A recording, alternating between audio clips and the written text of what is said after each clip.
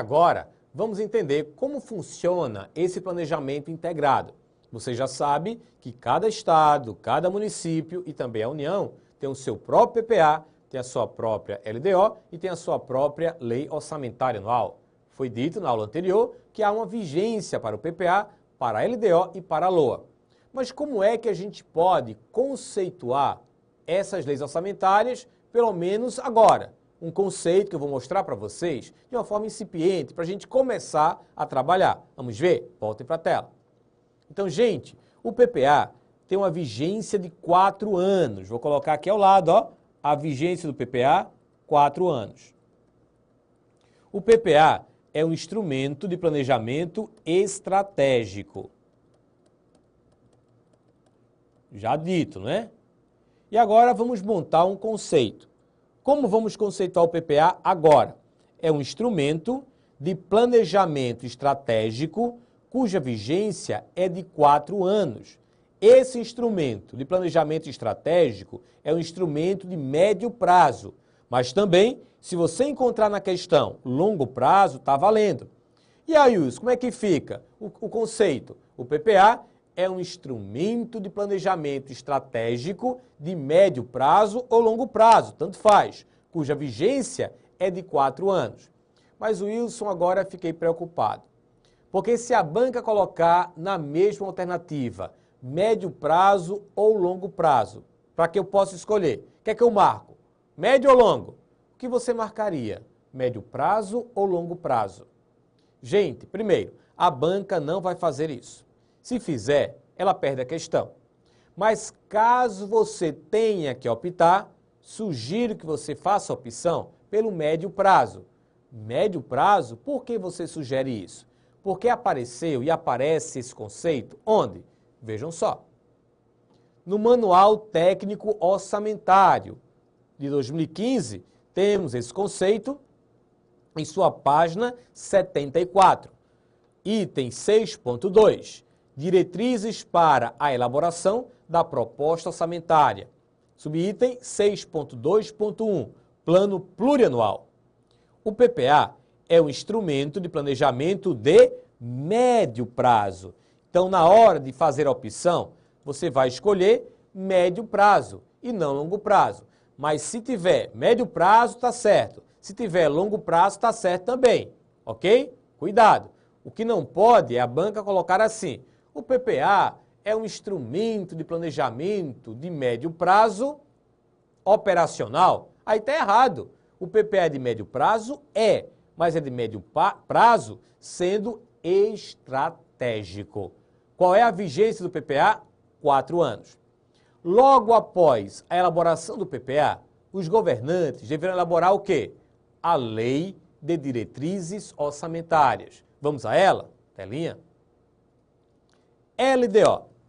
A LDO, ela é dentro do nível de planejamento tático.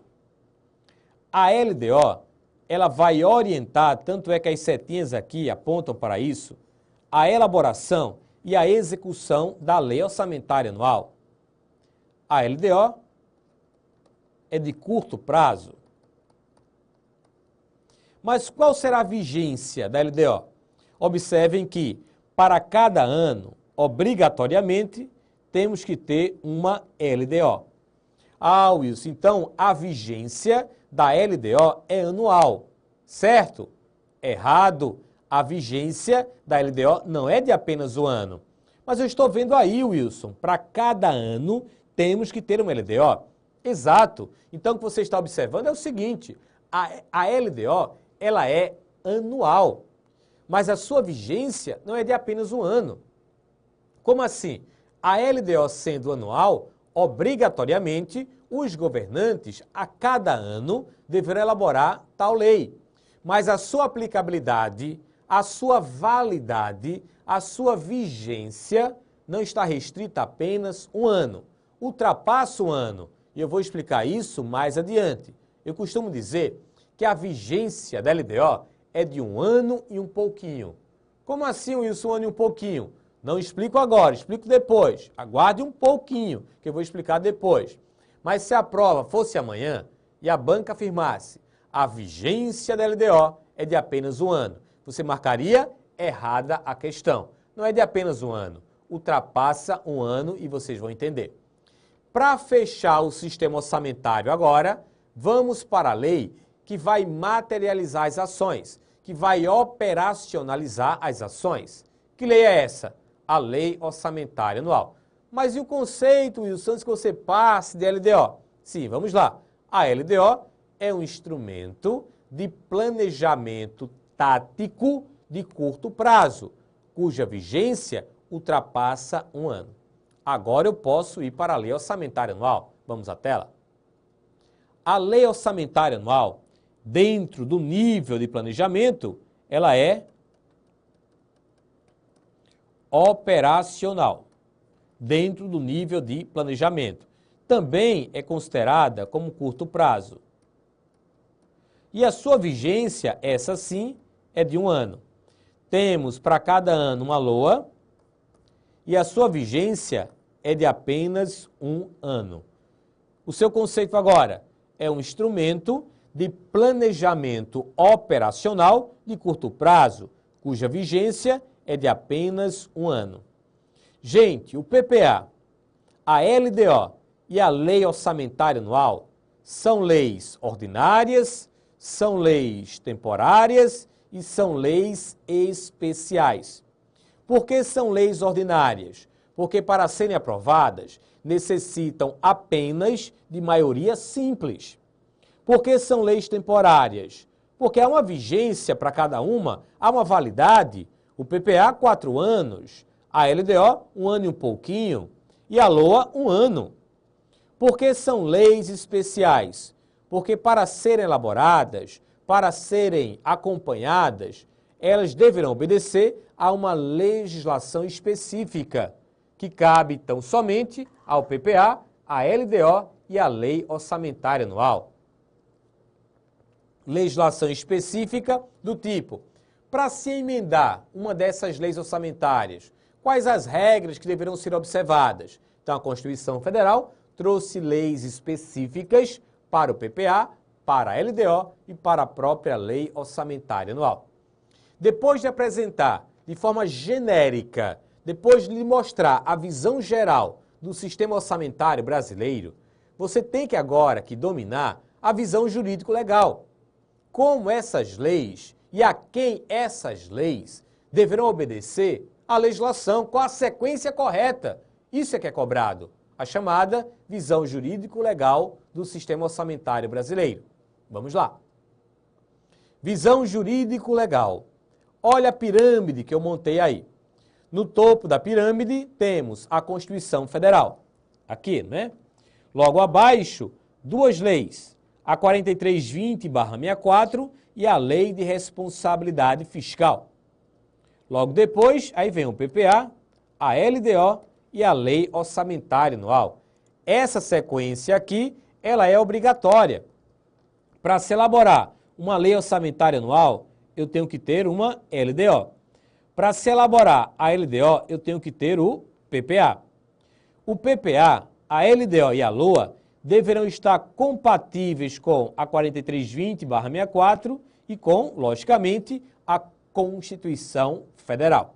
Então, essa é a visão jurídico-legal que você deve ter do sistema orçamentário brasileiro. Bem, e agora? E agora vamos trabalhar em cima da chamada competência legislativa. Quando uma banca cobra a competência legislativa, ela está querendo que você domine o quê? A quem compete legislar sobre o assunto? Compete à União, aos estados, ao Distrito Federal, aos municípios, a todo mundo? A quem compete criar as normas do direito financeiro? Somente à União? E de que forma ela vai criar? É isso que chamamos de competência legislativa, disciplinada no artigo 24, inciso 1 e dos seus 4 parágrafos da Constituição Federal. Então, mentalize, se você encontrar na prova esse tema, competência legislativa, você vai responder a questão assim, na tela. Competência legislativa. E de quebra, eu vou explicar o papel do município e o direito financeiro. Como eu já mencionei, Constituição Federal, artigo 24. Compete à União, aos Estados e ao Distrito Federal legislar concorrentemente sobre direito tributário, direito financeiro que eu destaquei, penitenciário, econômico e urbanístico. Então, se a banca cobrar a questão, segundo o caput do artigo 24, perceba que não foi citado quem? Os municípios, não foram citados. Então, compete à União, aos Estados e ao Distrito Federal. Ao utilizar essa palavrinha aqui, ó, concorrentemente, a banca só admite como resposta União, Estados e o Distrito Federal. Mas, Wilson, e os municípios não legislam sobre a matéria? Vão legislar, sim. Mas aqui eu estou explicando a resolução de uma questão. Citada a palavra legislar de forma concorrente, União, Estados e o Distrito Federal. Isso na prova. Na prática, os municípios também vão legislar. E isso encontramos onde? A fundamentação legal. Na própria Constituição Federal. Vamos observar agora na tela. O município e o direito financeiro. Artigo 30 da Constituição Federal. Compete aos municípios, inciso 2, suplementar a legislação federal e a estadual no que couber. Então, é a chamada competência suplementar dos municípios. Então, já temos aí o quê? Vão trabalhar, não é? União, Estados, Distrito Federal, vão trabalhar dentro dessa tal legislação concorrente.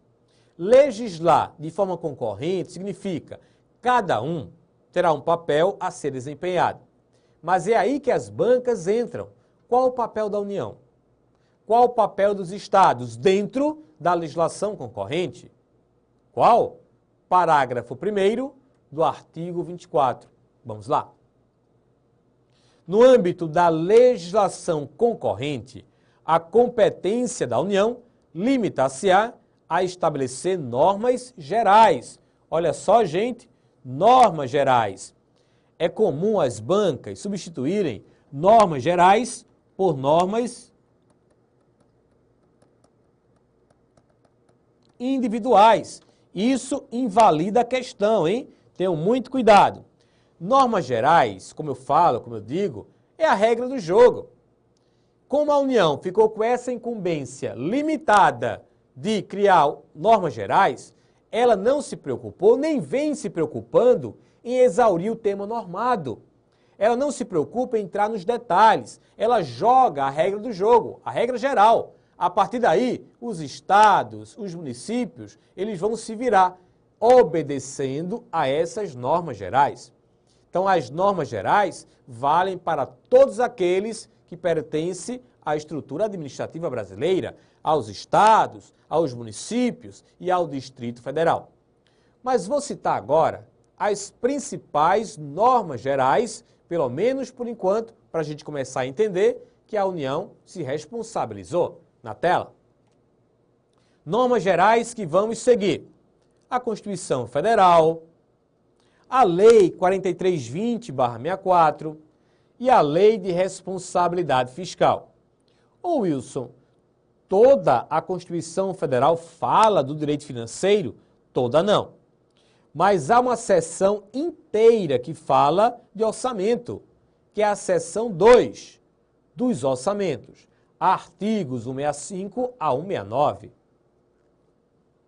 Gente, essa seção ela é tão importante para o estudo do direito financeiro que doutrinariamente, já reconhecemos uma verdadeira Constituição orçamentária dentro da Constituição Federal. Tamanha a importância desses artigos.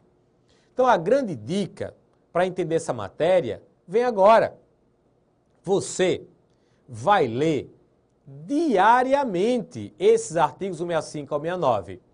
Ô Wilson, quando você fala diariamente, são todos os dias? Isso, diariamente. Mas eu não tenho edital ainda, não interessa. Quer entender direito financeiro? leia diariamente esses artigos. Uma vez por dia já é o suficiente, gente. E é uma leitura de 23 a 25 minutos. Ninguém vai perder tempo. Pelo contrário, você está investindo o seu tempo. Eu preciso que você leia esses artigos para que entenda o curso. Porque o direito financeiro ele é complexo.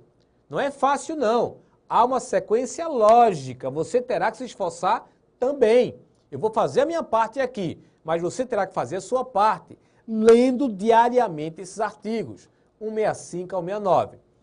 Quando você estiver lendo, não se preocupe em entender o artigo. Não pare para pesquisar, não faça isso. É ler por ler. A minha intenção qual é? É lhe apresentar a matéria. É fazer com que você seja apresentado aos artigos. O entendimento virá ao longo de nossas aulas. Eu chamo até de entendimento pipoca. Por quê? Você não entende nada. Vai começar a ler. Primeira leitura, entendi nada. Segunda leitura, entendi nada. Terceira, quarta e quinta, está piorando. É assim mesmo, você está no caminho certo. Lá para a oitava, 10ª leitura, você começará a entender. Não porque você leu 10 vezes, porque estamos aqui trabalhando em cima desses artigos. Aí quando você começar, vai ser assim, ó, um atrás do outro. É uma pipoca, é o entendimento pipoca. Você coloca uma pipoca no micro-ondas, está lá parada. De repente ela começa, não é, a pipocar. E vai ser assim, com as suas ideias. Um pipoco no bom sentido, para que você entenda artigo por artigo, inciso por inciso, tudo dos artigos 165 ao 69. Então, qual a nosso tratado aqui, nosso pacto? Sua leitura diária dos artigos 165 ao 69. Outra legislação que eu citei como normas gerais é a Lei 4320/64. Só um pouquinho sobre ela. Vamos lá, na tela. Lei 4320/64. Olha só o seu artigo 1º. Esta lei estatui normas gerais de direito financeiro para elaboração e controle dos orçamentos e balanços da União, dos Estados, dos municípios e do Distrito Federal. A 4320/64 é uma lei bem antiga. É uma lei de 17 de março de 1964. Você tem ideia, historicamente, do que estava acontecendo no Brasil nesse período? Março de 64? Para alguns, o início dos anos dourados. Para outros, o início dos anos de chumbo. Mas o Brasil passava por uma turbulência. O Congresso estava na iminência de ser fechado. Foi fechado no final de março e início de abril. Quando essa lei foi encaminhada, não houve tempo hábil, só um pouquinho de história, não houve tempo hábil para uma revisão a contento.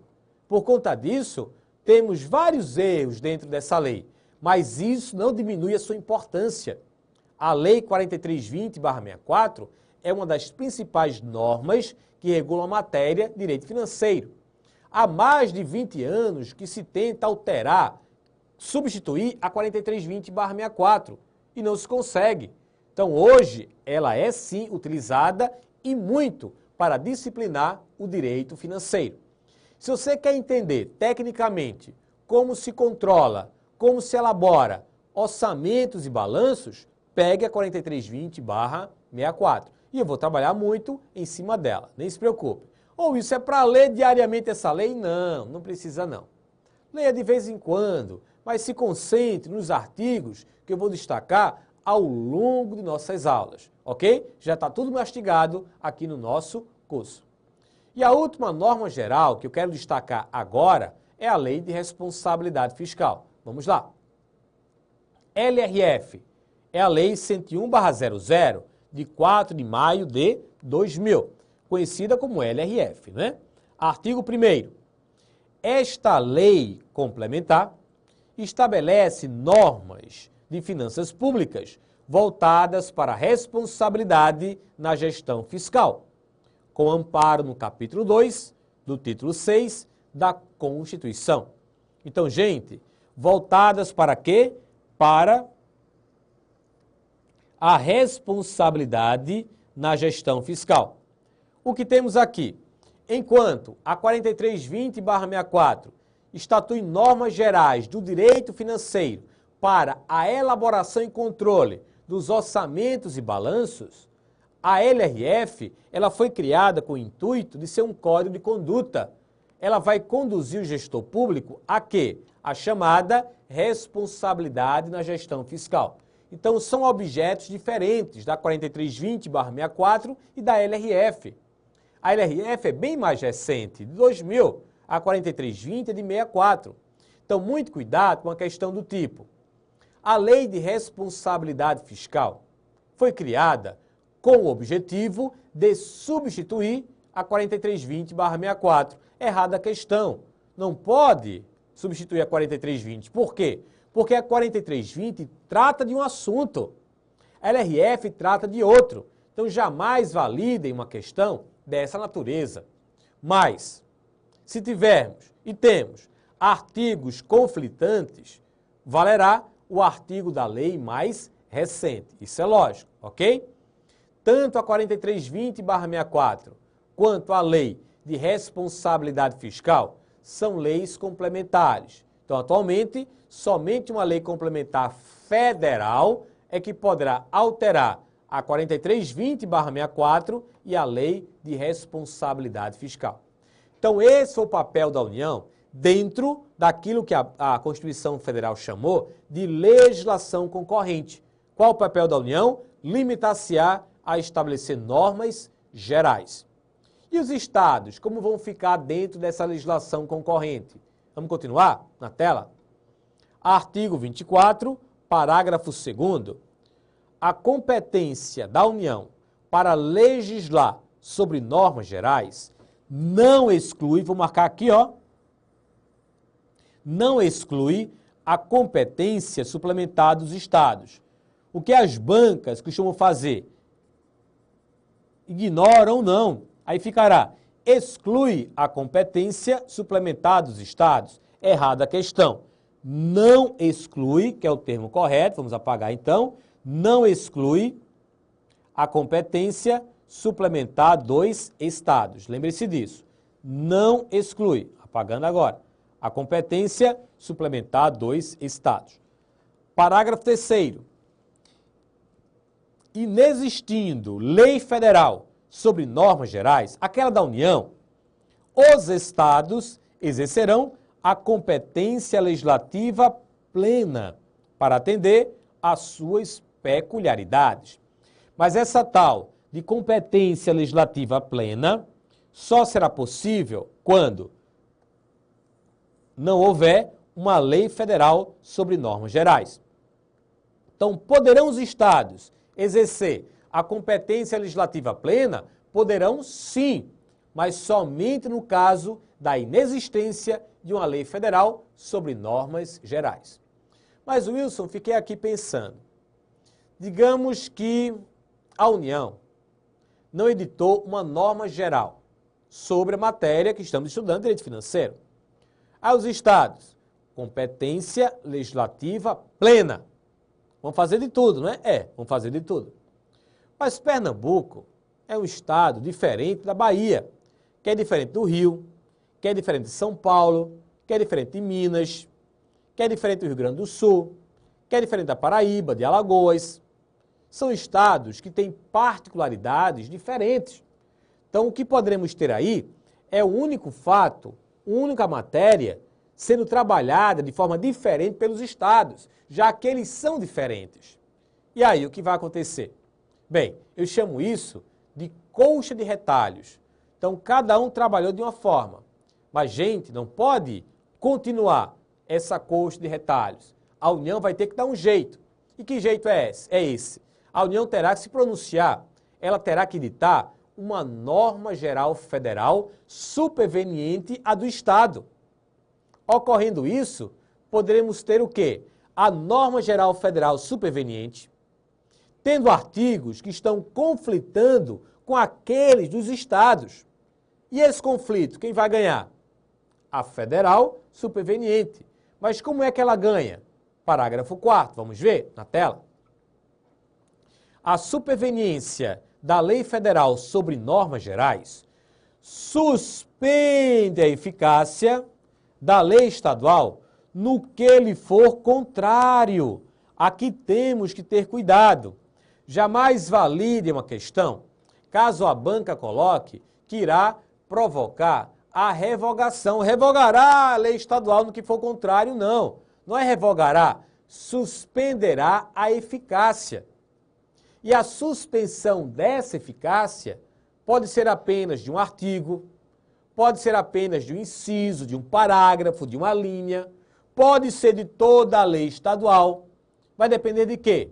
Se estiver toda a lei estadual contrariando a norma federal superveniente. Se só for um parágrafo, suspende a eficácia apenas daquele parágrafo. Se for apenas de um artigo, somente daquele artigo. Jamais valide uma questão caso a banca afirme o seguinte. Voltem para a tela. A banca, a superveniência, vamos apagar aqui, né? A superveniência de lei federal sobre normas gerais suspenderá a eficácia de toda a lei estadual em qualquer hipótese. Errada a questão. Somente na hipótese de toda a lei estadual estiver contrariando essa norma federal superveniente. Então, gente, quando o tema da questão for competência legislativa, você vai responder assim, olha só. Primeiro, compete a quem? À União, aos Estados e ao Distrito Federal. Legislar de forma concorrente. Papel da União, para lembrar, limitar-se-á a estabelecer normas gerais. Papel dos Estados, suplementar as normas gerais. Inexistindo normas gerais, o que vai acontecer? Os Estados exercerão a competência legislativa plena sobre a matéria. E uma norma geral superveniente provocará a suspensão da eficácia no que for contrário da norma federal superveniente. Então, tirem essa fotografia mental para levarem para a prova, quando a banca cobrar a chamada competência legislativa. Há uma outra forma de competência a ser explorada na sua questão. É a competência em matéria orçamentária. Então, para não confundir competência legislativa, acabei de explicar, com a competência em matéria orçamentária, explico agora na tela.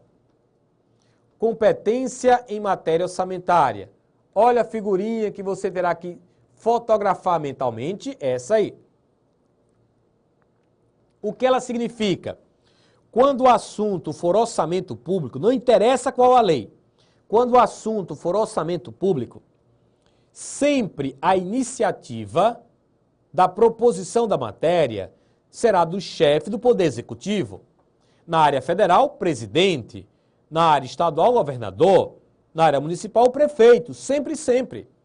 Quando o assunto for competência em matéria orçamentária, é o presidente, é o governador, é o prefeito, dentro de suas respectivas esferas, que vão tomar a iniciativa do processo. Vão encaminhar para quem? Para o Poder Legislativo. E qual o papel do Legislativo aí? Ele vai receber, vai estudar, vai analisar, vai aprovar e vai devolver ao Poder Executivo. Chamamos isso de competência, no caso do Executivo, competência privativa. Então, gente, competência em matéria orçamentária é privativa do Poder Executivo. Fundamentação legal, Constituição Federal, artigo 84.